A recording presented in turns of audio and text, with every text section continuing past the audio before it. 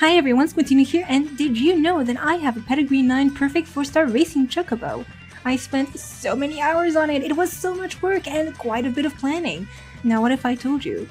I have not just one, but two perfect 4-star racing Chocobos. Meet my Crystal Alt, whom I unlocked the gold saucer on just so I can make this video. That's right, I wanted to make a Chocobo racing and breeding guide, but I knew some people would want to see an actual example from Pedigree 1 all the way to 9. So 651 Chocobo races later, here I am. To be clear, this is not the guide I'm working on, though you can somewhat use it as one. This video is to go over the progression and logic as I bred my Chocobo from 1 to 9, and it just so happened that the higher my Chocobo's pedigree became, the more insanity I suffered. So if I seem a little crazy right now compared to usual, just know that I did it for you. Enjoy! After doing the quest first to unlock the gold saucer and then Chocobo racing and of course leveling up my racing Chocobo to rank 40, I was able to retire it. The first Chocobo, no matter what, is always 2 stars everywhere. It kind of sucks. So I went to the NPC, gave her my very best smile, and begged her to hook up my little Chocobo boy with some beautiful chocoladies. But I didn't just pick one, no, I bought 42 coverings, grade 1 coverings. There is no point in buying the higher coverings except to waste your MGP. Don't fall for it, you are not guaranteed better star ratings. You just buy at the same level as the Chocobo you're breeding it with, so he's a Pedigree 1 and he's getting grade 1 coverings. Now, my Chocobo's seed can only be implanted a total of 10 times, so only 10 coverings can breed with him. So why did I buy 42? Well, first of all, it's the answer to life, the universe, and everything, so perhaps it was also the answer to praying to the almighty Jesus, but more realistically, it's because a lot of them ain't good enough, my boy. He might disagree, but mama knows best. And so I aim for female Chocobos that had at least 2 4 stars. Everything else is equally as bad. Yes, 1 is just as bad as 3 when your end goal is perfection itself. So, coverings with 2 or more 4 stars, and these were the final 10 candidates. Feel free to pause if you need more time, but as you can see, some of them even have more than 2 4 stars. And at this point, it doesn't really matter yet where these 4 stars are. I'm just counting by total, okay? Once I got my 10 candidates chosen, I went to Benfetch Meadows and taught my little darlings all about setting the mood with some sexy music. I do have a little video that covers a trick for how to breed multiple Chocobos at the same time, but anyway, once the timer is up, I can claim my brand new little chickens. From these, I picked the one that had the most amount of 4 stars. Once again, on the first run in the breeding process, I don't really care where these 4 stars are. You might notice I only made 5 of them. That is because the 5th one ended up with 3 4 stars. There are no coverings remaining that have more than 3 to pass on. So even if I kept going, I would not get a better bird. So I sent all of their little chicken butts back to McDonald's. Continuing, I ranked up my new little Pedigree 2 Chocobo, and once again I bought a bunch of coverings until 10 of them met my criteria. This time I was aiming for coverings that had at least 4 4 stars. Since this is a Pedigree 2 Chocobo, these are grade 2 coverings. I was blessed enough that I got these with only 30 coverings. Anything that didn't meet that criteria was considered complete and utter trash and then discarded. If possible, a covering that has 4 stars in stats that my retired Chocobo didn't have was even better. For example, let's look at this one. She's got 5 4 stars to potentially pass on to the next Chocobo. Acceleration is guaranteed to pass a 4 star to the next Chocobo because she has them on both sides. For those who don't know, when 2 Chocobos love each other very much, each one of them grabs stars from each of their stats and passes them on. So she can either pass a 1 or a 4 to her baby in maximum speed. And that also means she can either pass a 4 or a 4 in acceleration. Acceleration is a stat the current Chocobo does not have a 4 star, so that's fantastic. And she can also potentially fix cunning too. Now of course whether Lady Luck will actually bless you or screw you, well, there's only one way to find out. But that's precisely why I need to be so picky this early on to get as many good chances as possible. So we've got 10 baby mummies chosen, and now all 10 babies are made. The miracle of life has been completed yet again, and we're looking for the best one. There are a few of them that have received 5 4 stars, but notice something interesting. Something very interesting between these 2 in particular. One is male, one is female, and they can pass 4 stars in all stats. They both can pass max speed. She can pass acceleration, endurance is guaranteed in both, they can both pass stamina, and he can pass cunning. This is very, very early, but those are actually perfect candidates for breeding together, because there is a possibility that if they were bred, they could create a child with a 4-star in each stat. Potential soulmates indeed. If multiple such children of the opposing gender are made, they could then be used to keep that gene pool going by breeding their children. Now sure, in real life, inbreeding isn't the best idea. I would not recommend it. It can pass on recessive genes that cause nasty little diseases. But here, we actually want that. Well, not the diseases part, other than being sick of kicking ass all over the place, but the ability to play God and control the gene pool is very helpful. Most people, however, don't start raising 2 chocobos together until Pedigrees 5 or 6. But we do eventually want to get to a point where we only pass the 4 stars, so even though it is super early, this is an option, and it's not particularly any different logic than what you would do later on, so it's still a perfectly good example. And so that is the option I'm taking. This doesn't mean that I have to keep raising 2 chocobos after. I can go back to coverings if things don't turn out well, but I might as well try. So, how do I raise 2 chocobos anyway? By registering 1 chocobo, ranking it up to 40, retiring it, registering the other chocobo, ranking it up to 40, and then retiring it. Now I have 2 retirement registrations that can breed 10 times. No coverings, which means I don't need no pimp.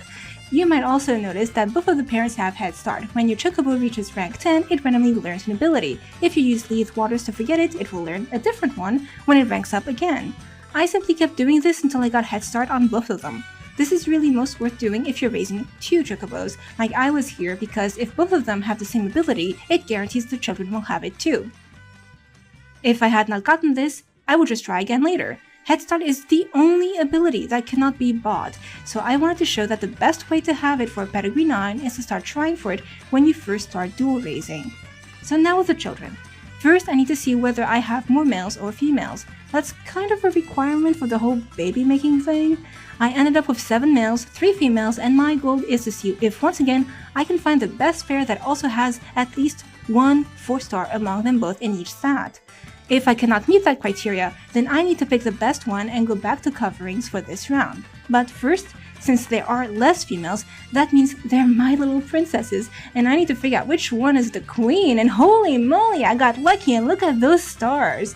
Now, to be clear, that luck would not have been possible at all if I had not been so picky in the first 2 generations when it came to coverings, which allowed me to have such good parents that could possibly even make this absolutely talented and fierce little racing bird right here.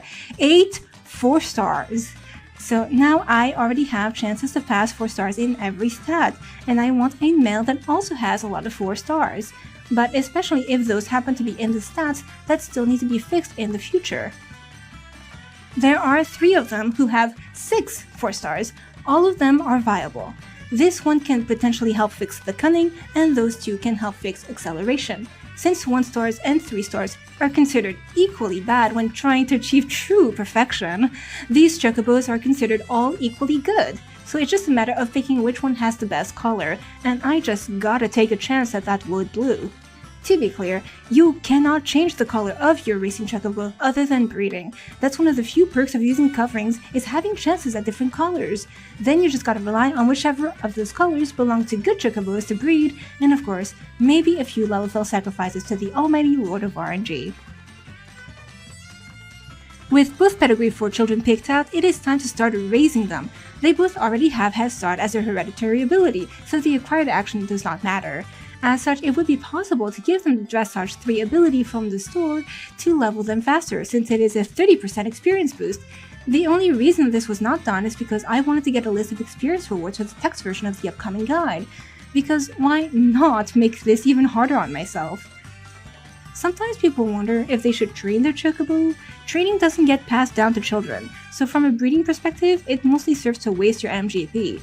You do get more experience if you rank up higher, but mostly you don't want to end up as 8th place because 8th place experience actively mocks you for even trying.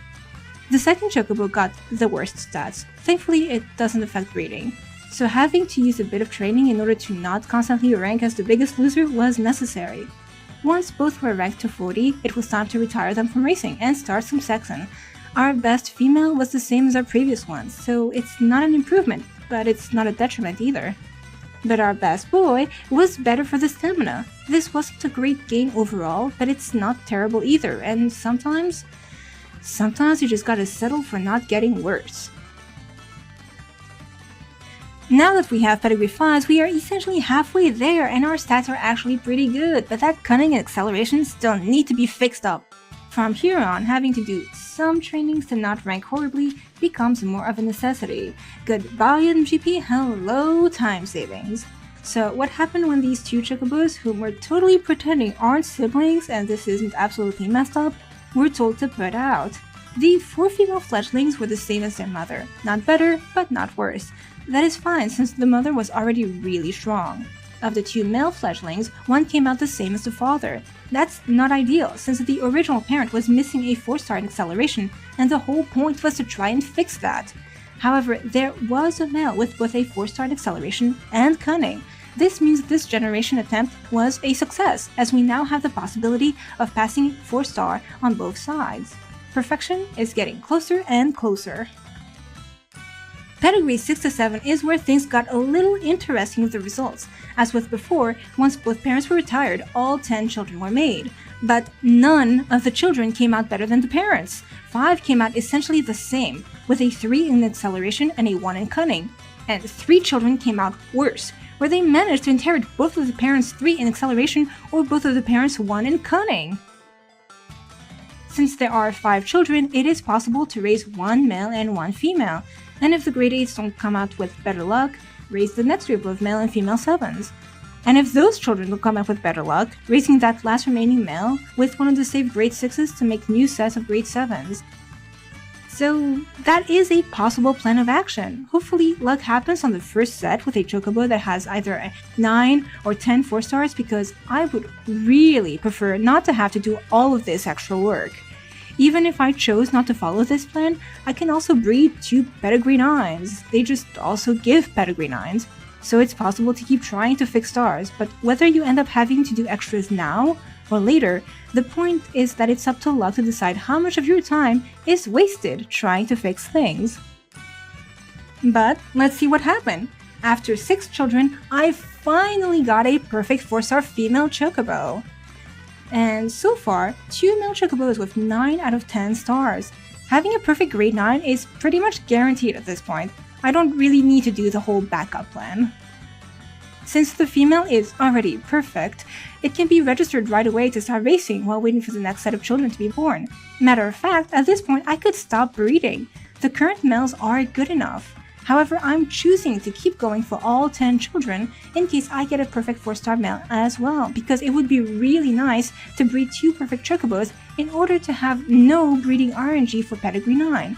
Unfortunately, the universe reached out, told me I needed to make an appointment if I wanted to have such great luck, and just wasted my time, so I didn't get a perfect male yet. Unlike other Chocobos, the first Pedigree 8 was raised to a rank higher than 40. This was so all Chocobo challenges up to Challenge 12 could be done and over with. By doing Challenge 12, this frees up the ability to buy any ability except for Head Start, which cannot be bought. So you can pick your perfect hereditary ability. For the purpose of this journal, I will be keeping Head Start. That being said, Cure 3 is an excellent ability that goes with a lot of different builds, so if you're not sure what you want, but you know you don't want to have to make any more Chocobos than necessary, I would say to go with that at this point. After 6 children were made, I finally got a perfect male and a perfect female. Making 2 perfect Pedigree 9s is not necessary. I could have stopped once I got the very first one, but let me explain really quick why I chose to make 2. Let's say I change my mind and don't want Head Start as my hereditary ability. I can absolutely rank both of these grade 9s to 40, teach them both the ability I want to switch to, and make a perfect child with that. When 2 grade 9s breed, they make another grade 9. So this allows for the chance to switch hereditary builds without having to start all over, because no sane person would want to have to do this from 1 to 9 multiple times. Right? Anyway, let me know if you found this useful, and I look forward to when the actual guide gets released. You also might have noticed my Chocobo on my alt is only rank 1. That's because I will be making a separate video on training it, because yes, there are strategies for maximizing your stats when training that last Chocobo, but that is a story for another time. What about you? Have you done any Chocobo breeding? Did you have any trouble or use different strategies? Have you managed the 4-star racing Chocobo? Do share your experience in the comment section. Thank you so much for watching, and I will see you all for the next time.